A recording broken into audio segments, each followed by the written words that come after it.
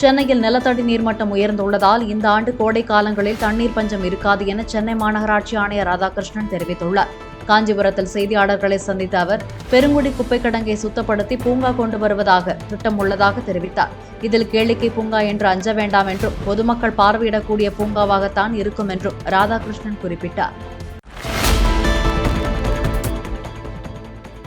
ஓசூர் அருகே காட்டு யானை தாக்கி 2 பெண்கள் உயிரிழந்ததை அடுத்து மயக்க ஊசி செலுத்தி யானைகளை பிடிக்க வனத்துறையினர் முயற்சித்து வருகின்றனர். ஆத்திரமடைந்த பொதுமக்கள் வனத்துறையினரை கண்டித்து சுமார் 5 மணி நேரம் சாலை மறியலில் ஈடுபட்டனர். தளி சட்டமன்ற உறுப்பினர் ராமச்சந்திரன் மற்றும் வனத்துறை அதிகாரிகள் பாதிக்கப்பட்ட குடும்பங்களுடன் பேச்சுவார்த்தை நடத்தினர். திருவாரூரில் நடைபெற்ற கலைச்சங்கமம் விழாவில் தாரை தப்பட்டைகள், நாட்டுப்புற பாடல், நையாண்டி, மேளம், கரகாட்டம், கருப்பசாமி ஆட்டம் உள்ளிட்ட பல்வேறு கிராமிய கலை நிகழ்ச்சிகள் நடைபெற்றன.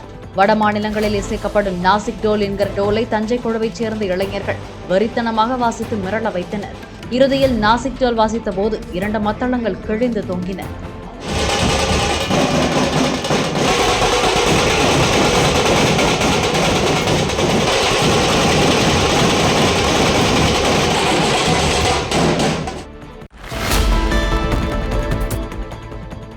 கரூர் மாவட்டம் குளித்தலையில் உள்ள ஸ்ரீ பேரால குந்தாலம்மன் கோவில் அம்மனுக்கு பக்தர்கள் ஐஸ் கட்டியால் அலங்காரம் செய்து சாமி தரிசனம் செய்தனர். இறுதியாக வானவேடிக்கையுடன் சாமி குடி புகுதல் நிகழ்ச்சியுடன் திருவிழா முடிவடைந்தது.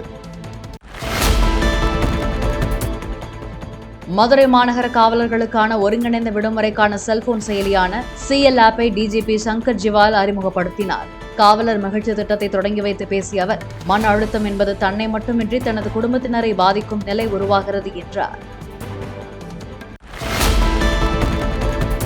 காரைக்குடியில் உயிரிழந்த அரசு பேருந்து ஓட்டுநரை யார் அடக்கம் செய்வது என்று 2 மனைவிகளிடையே போட்டி ஏற்பட்டதால் நீதிமன்றத்தை நாடுமாறு கூறிய போலீசார் இறந்தவரின் உடலை அரசு மருத்துவமனையின் பிணவரையில் ஒப்படைத்தனர். மாமல்லபுரம் அடுத்த பட்டிப்புலம் மீனவர் குடியிருப்பு பகுதியில் முதலீடு செய்யும் பணத்துக்கு இரட்டிப்பு பணம் தருவதாக கூறி 5 கோடி ரூபாய்க்கு மேல் மோசடி செய்ததாக கூறப்படும் ராஜா என்ற நபர் கைது செய்யப்பட்டுள்ள நிலையில் தலைமறைவாக உள்ள அவரது மனைவி துளசியை தேடி வருகின்றனர்.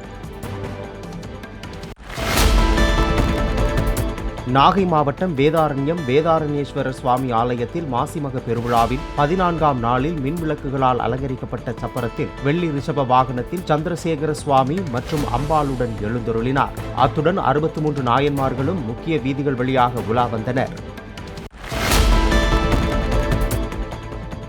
காஞ்சிபுரம் காமாட்சியம்மன் ஆலயத்தில் மாசி மாத பிரம்மோற்சவத்தின் 4ஆம் நாள் இரவு உற்சவம் கோலாகலமாக நடைபெற்றது. வெள்ளை நிற பட்டுடுத்தி திருவாபரணங்கள், மல்லிப்பூ மாலை அணிந்து கையில் வெள்ளி வீணையுடன் அம்பாள் தங்க அம்ச வாகனத்தில் எழுந்தருளி பக்தர்களுக்கு காட்சியளித்தார்.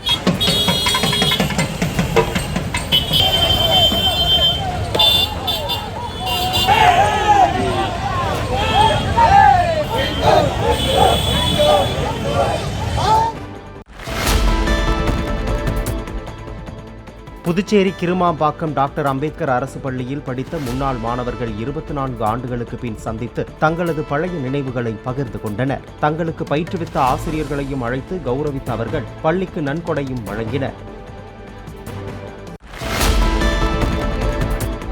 புதுச்சேரி போத்தீஸில் ஆண்டுதோறும் தீபாவளி முதல் பொங்கல் வரை போத்தீஸ் ஃபெஸ்டிவல் கான்டெஸ்ட் நடத்தப்பட்டு வருகிறது. இந்த ஆண்டு நடைபெற்ற போத்தீஸ் ஃபெஸ்டிவல் கான்டெஸ்டில் குலுக்கல் முறையில் தேர்ந்தெடுக்கப்பட்ட வாடிக்கையாளர்களுக்கு 90 லட்சம் ரூபாய் மதிப்பிலான பரிசுப் பொருட்களை நிறுவனத்தின் மேலாண் இயக்குநர் ரமேஷ் வழங்கினார். செங்கோட்டை ரயில் நிலையத்தில் அறிவிக்கப்படும் பதிவு செய்யப்பட்ட அந்த அறிவிப்பு குழப்பமாக இருப்பதால் உடனடியாக சரி செய்யுமாறு தென்னக ரயில்வே அதிகாரிகளை பயணிகள் கேட்டுக் கொண்டுள்ளனர். கொல்லம் என்பதற்கு பதிலாக குலாம் என அறிவிப்பு வெளியாகிறது.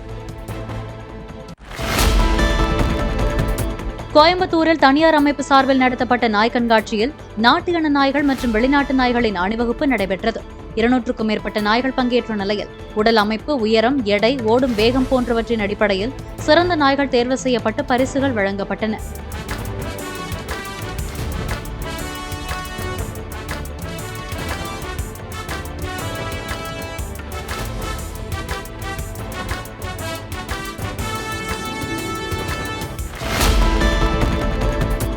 பொதுத் தேர்வில் அதிக மதிப்பெண்கள் பெற்று மாணவர்கள் வெற்றி பெற வேண்டி திருப்பூர் வீரராகவ பெருமாள் கோவிலில் ஸ்ரீ ஹயக்ரீவர் யாகம் நடைபெற்றது. अच्युतप्रियदा ओम अनन्तप्रियदा सर्वत्र संस्थितः दोषाणां हरणाय. வேலூர் அருகில் உள்ள ஸ்ரீபுரம் நாராயணி பீடத்தில் பொதுத் தேர்வு எழுதும் 2500 மாணவ மாணவிகளுக்கு சரஸ்வதி யாகம் செய்து எழுதுகோல் வழங்கப்பட்டது.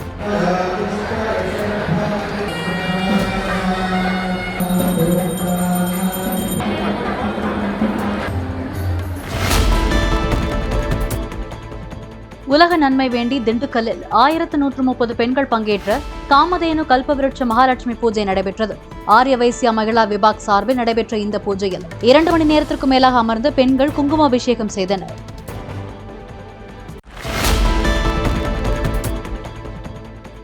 புற்றுநோயை உண்டாக்கும் வேதிப்பொருட்கள் கலக்கப்படுவதால் பஞ்சுமிட்டாய் விற்பனைக்கு தமிழக அரசு தடை விதித்துள்ள நிலையில் சேலம் மாவட்டம் ஆத்தூர் பேருந்து நிலையம் மற்றும் சுற்றுவட்டார பகுதிகளில் வடமாநில இளைஞர்கள் வெள்ளை நிற பஞ்சுமிட்டாய் விற்பனையில் ஈடுபட்டு வருகின்றனர். கோவை பேரூரைச் சேர்ந்த சரவணகுமார் மகாலட்சுமி தம்பதியினரின் 13 வயது மகள் ஜெனிகா ஸ்ரீ கோயம்புத்தூரின் இயற்கை வளங்கள், கொங்கு தமிழ், கோவை சுற்றுச்சூழல், மண்ணின் பெருமை ஆகியவற்றை பாடலாக பாடி வெளியிட்ட வீடியோ வலைதளங்களில் அதிகம் பகிரப்படுகிறது.